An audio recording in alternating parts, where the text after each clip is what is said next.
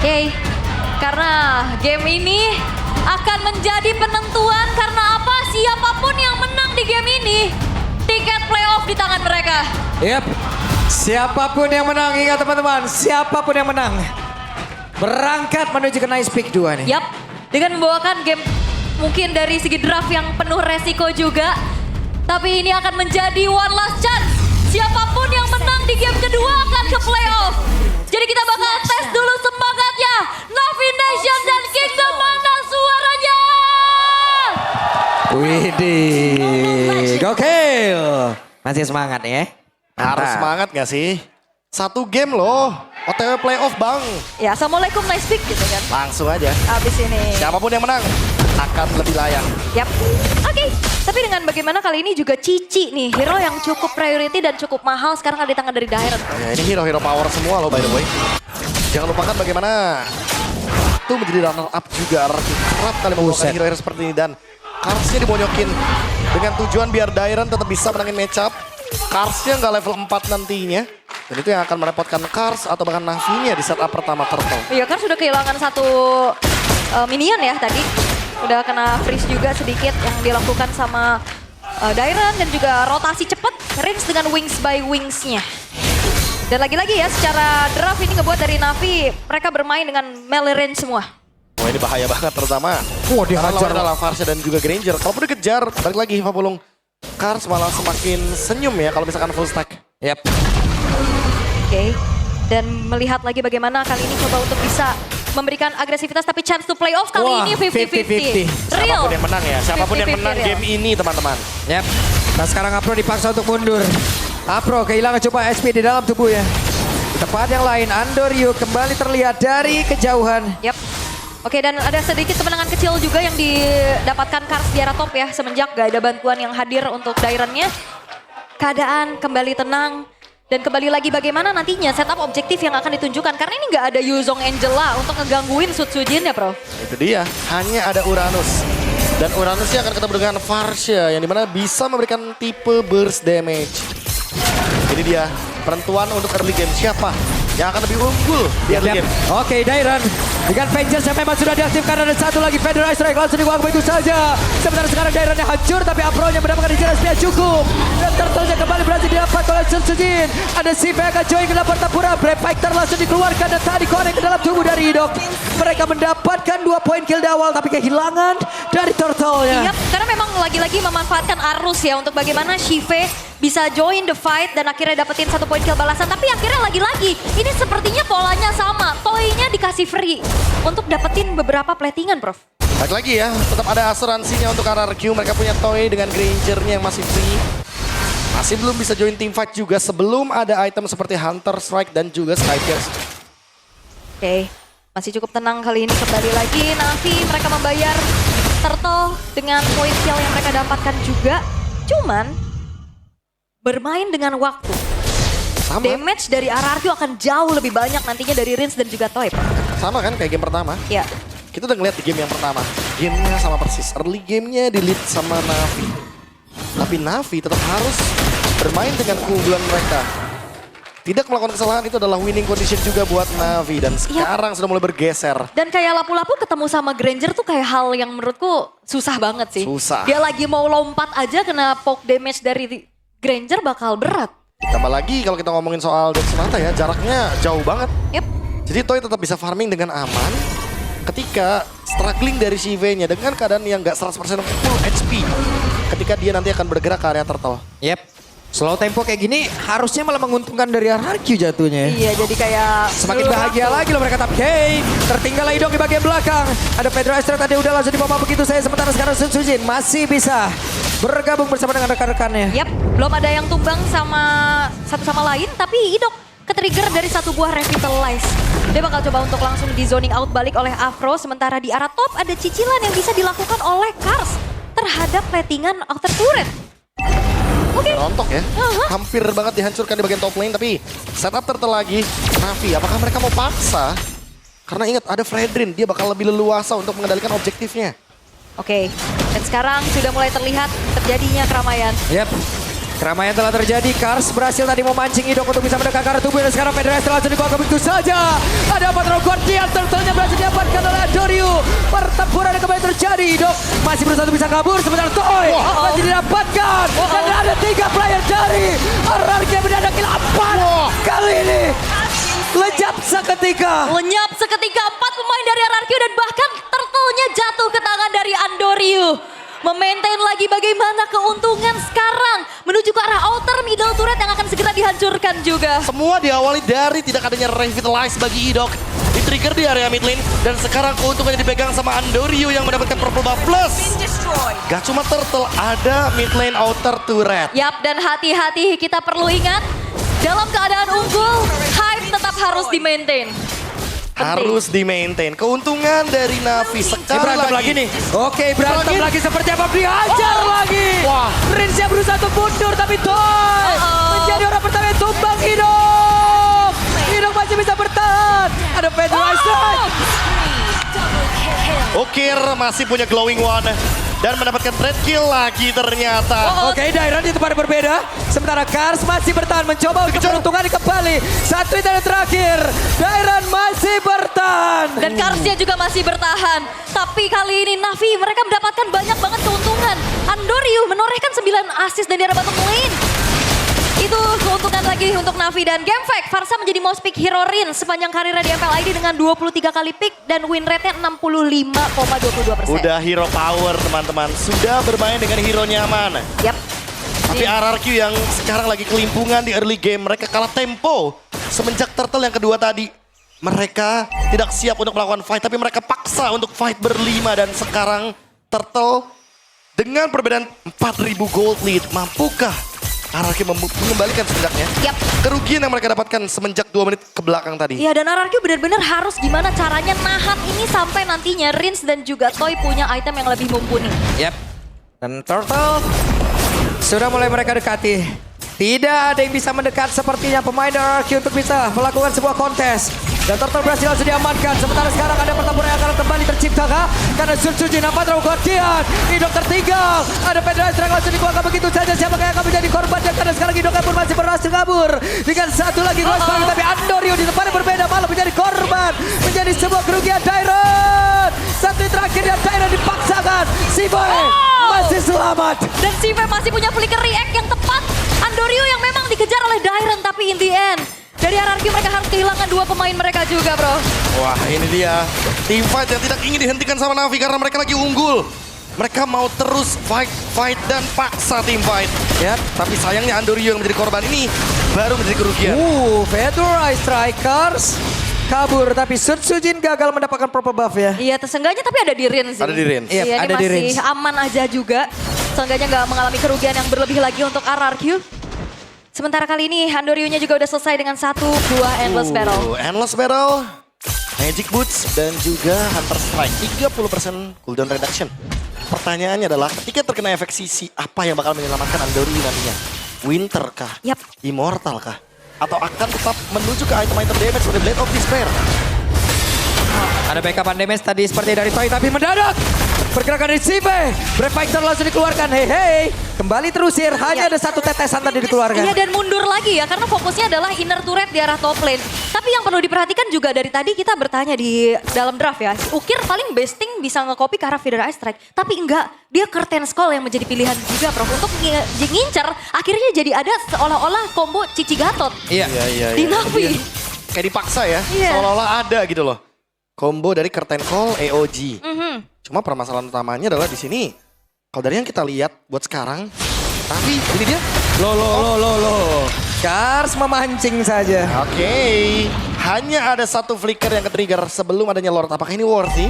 Oke. Karena RRQ masih punya banyak nih untuk dari segi battle spell yang harus di-trigger dari Navi. Yap, dan Kars masih mencari informasi dan men-trigger dari Feather Ice Strike tadi Wah, ya. itu Ini lihat. Coach Do kayaknya Coach Do agak udah tegang gugup ya. banget, tegang banget Coach Do. Iya, tapi Lord Doa jatuh terus.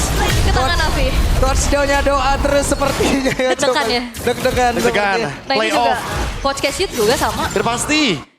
Siapapun coach yang di belakang Respect, pasti respect, guys. dalam keadaan yang begitu tegangnya teman-teman. Respect. Wow.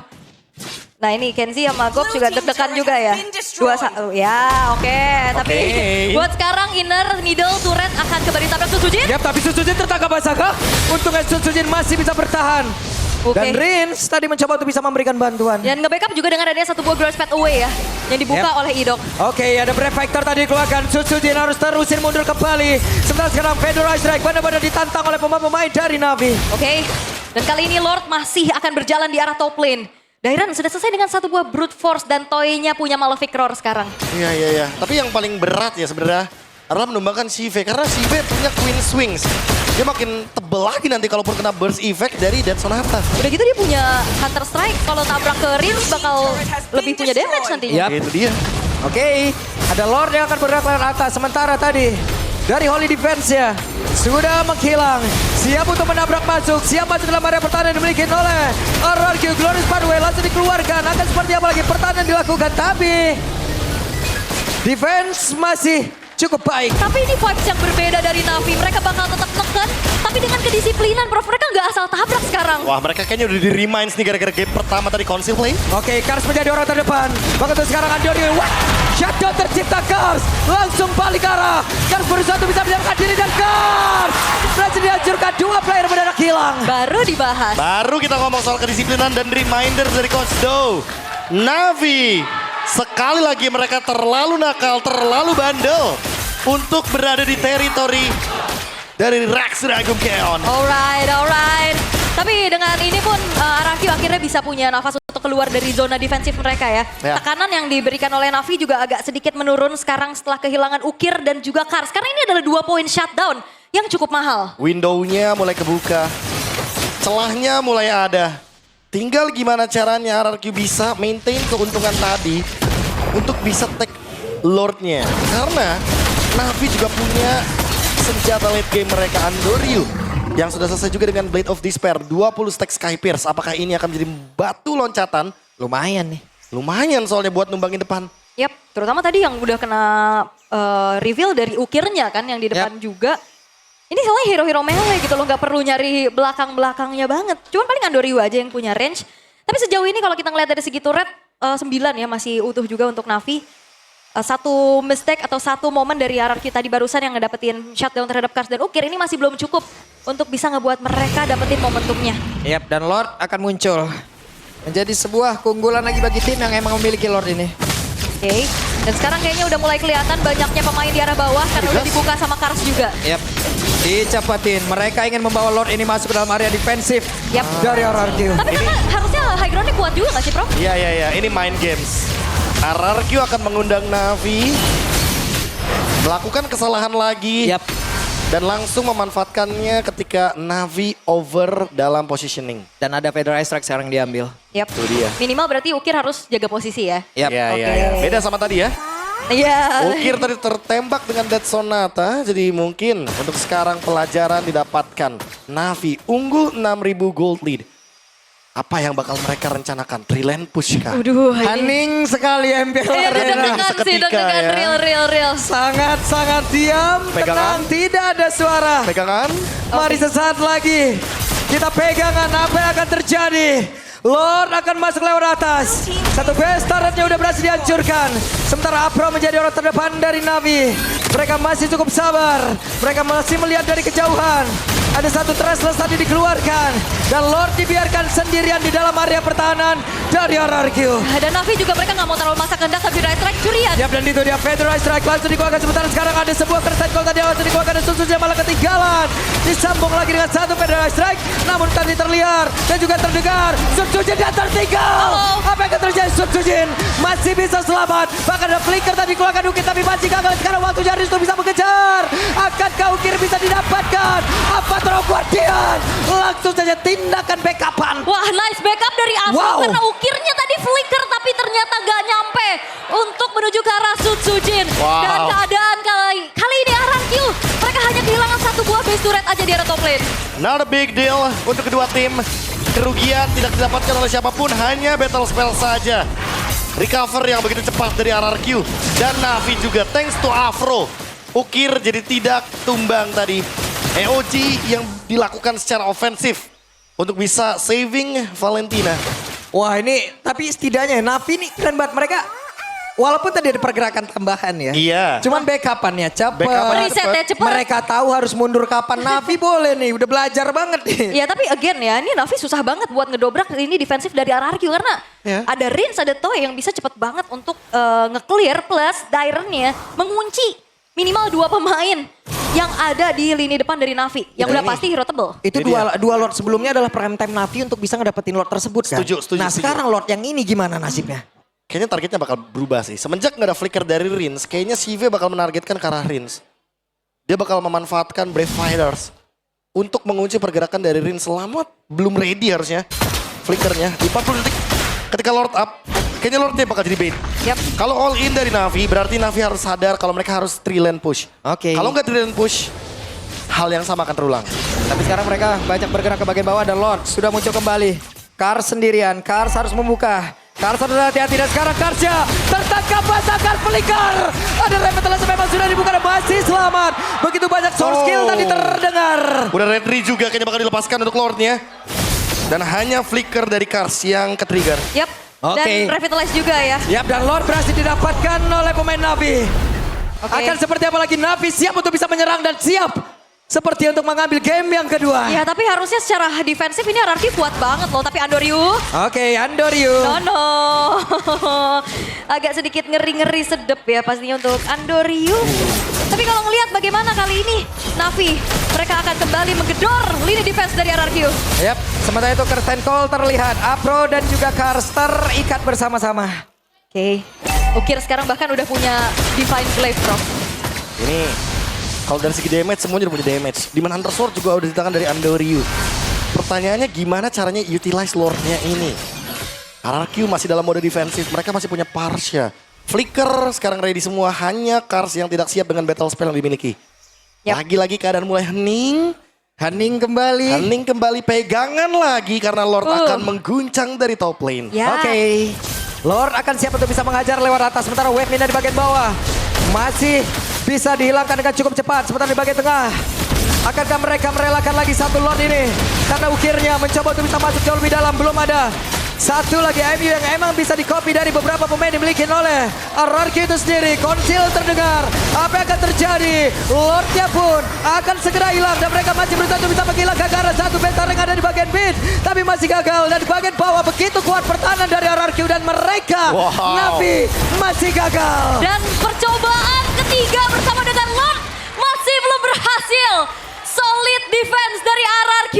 Sulit sekali untuk bisa ditembus. Ya. Lagi-lagi nih main nama bom waktu bentar lagi mau meledak. Ya makanya kan Navi selalu bermain dengan satu lane saja.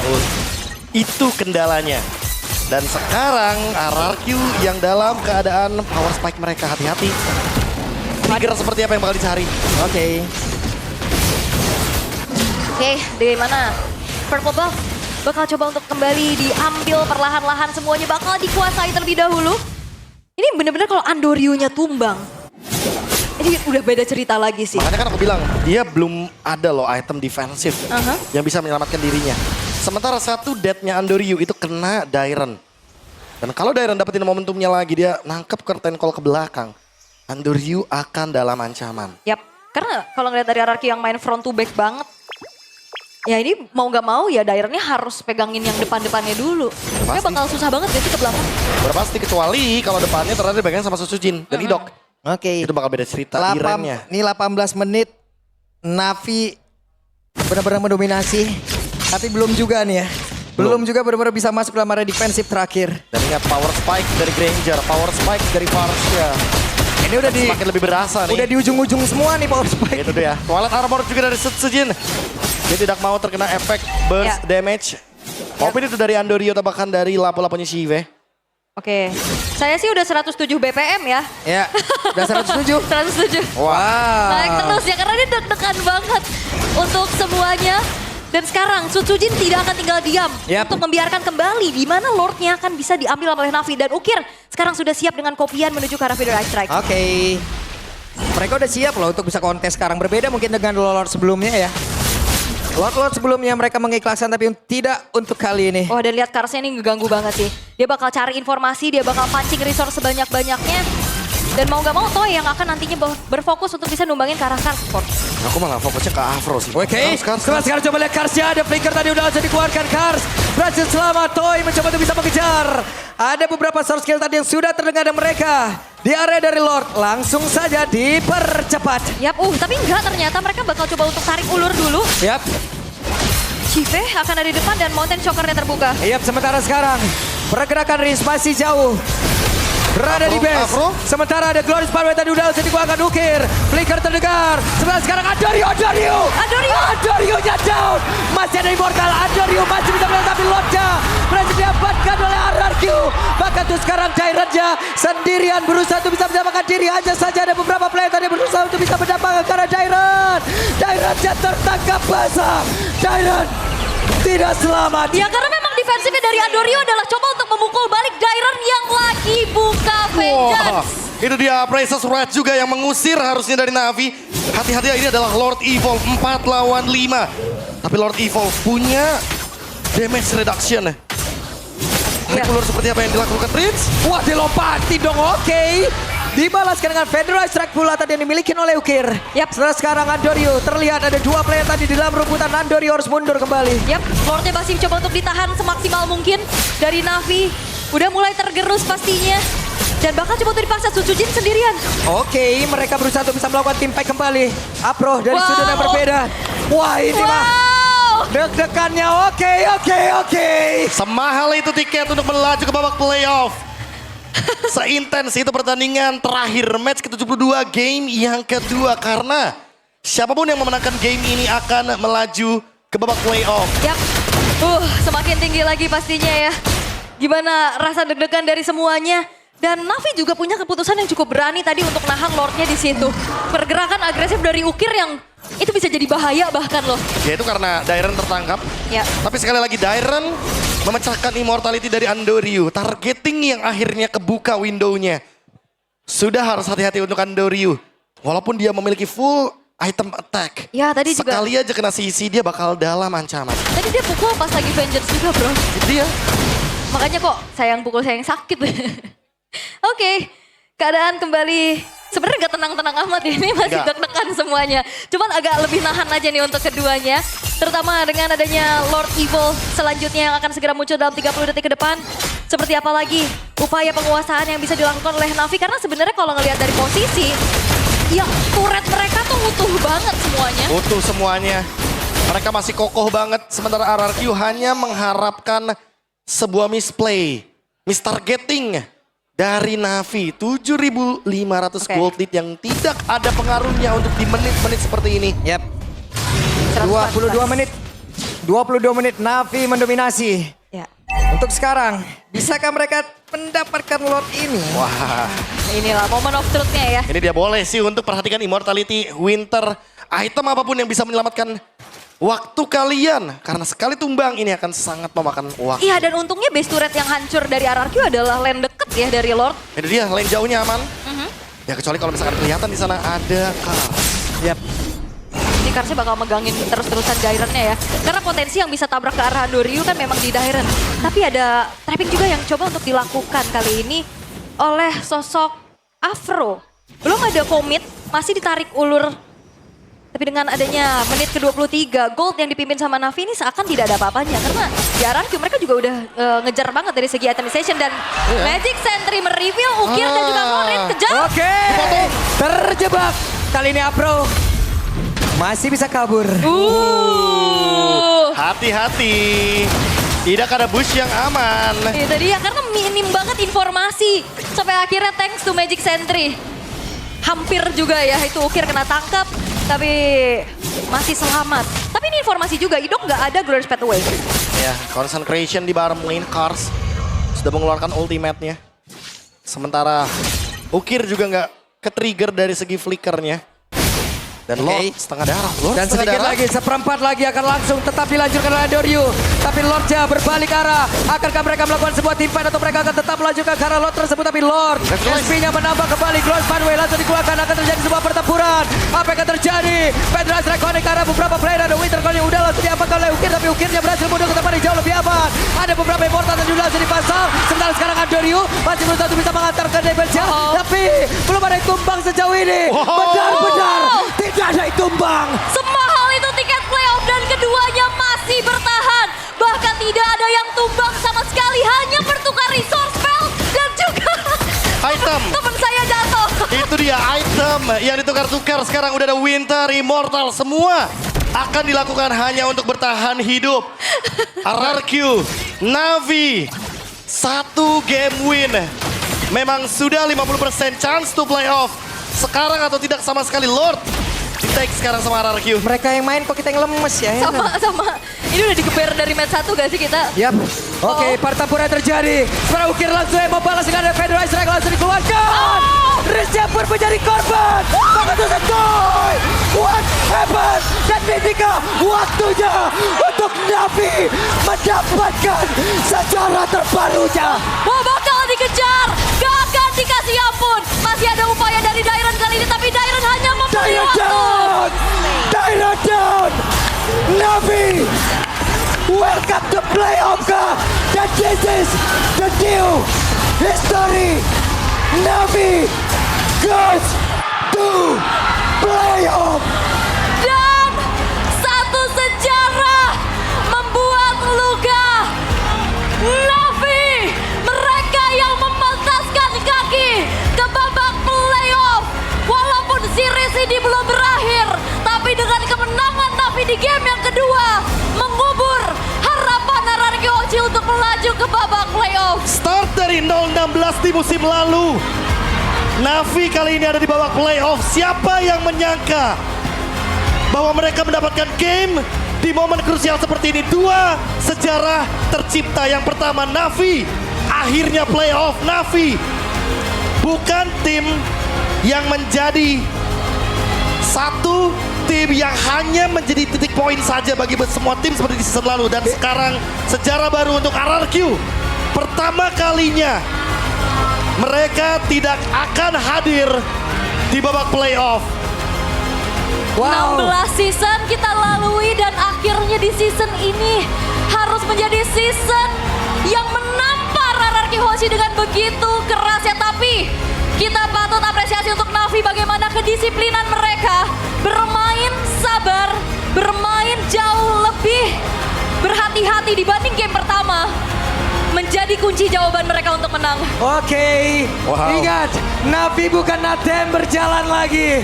Navi bukan lumbung poin lagi. Bukan lagi. This is the new history from Navi goes to playoff. Yap, dan di sini momen terakhirnya positioning dari Rins yang terekspos juga. Ya, Toy juga kena, Unbreakable dan AOG. Semuanya langsung berubah. Afro yang datang dari belakang. Afro. Romer dari Navi yang out of nowhere. Yang awalnya mungkin banyak pertanyaan siapa Afro ini. Tapi dialah sosok yang bisa membuat Navi berada di babak playoff. Yap, wow, luar biasa. Dan sekarang Navi